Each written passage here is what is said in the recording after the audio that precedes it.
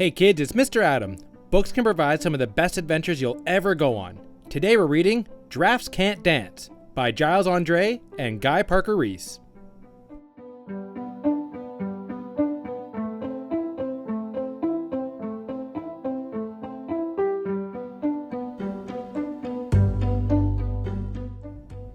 Gerald was a tall giraffe whose neck was long and slim, but his knees were awfully crooked and his legs were rather thin.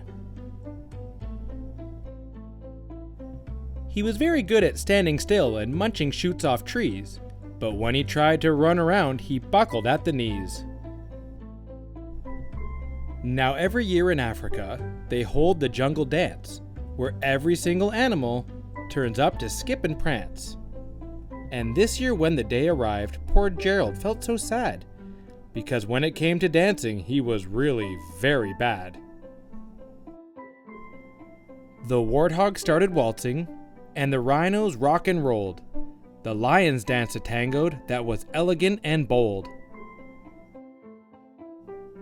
The chimps all did a cha-cha with a very Latin feel, and 8 baboons then teamed up for a splendid Scottish reel.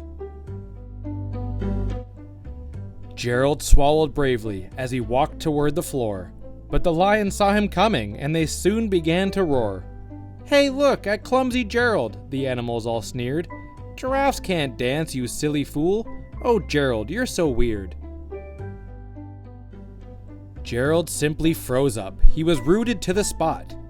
"They're right," he thought. "I'm useless. Oh, I feel like such a clot." So he crept off from the dance floor, and he started walking home.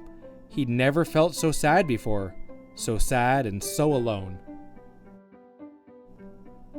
Then he found a little clearing, and he looked up at the sky. "The moon can be so beautiful," he whispered with a sigh.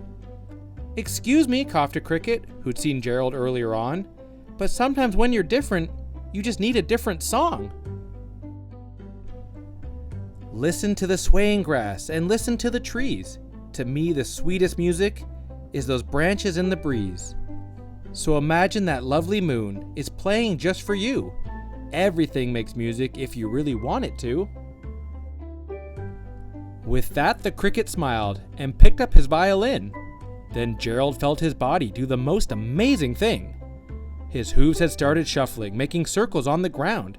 His neck was gently swaying and his tail was swishing round. He threw his arms out sideways and he swung them everywhere.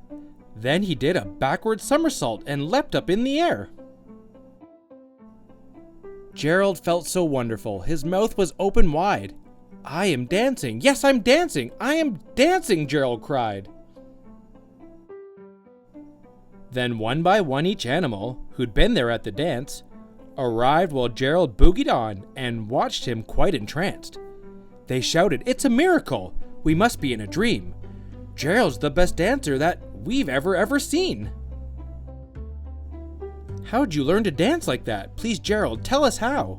But Gerald simply twirled around and finished with a bow. Then he raised his head and looked up at the moon and stars above. "We all can dance," he said, "when we find music that we love." The end.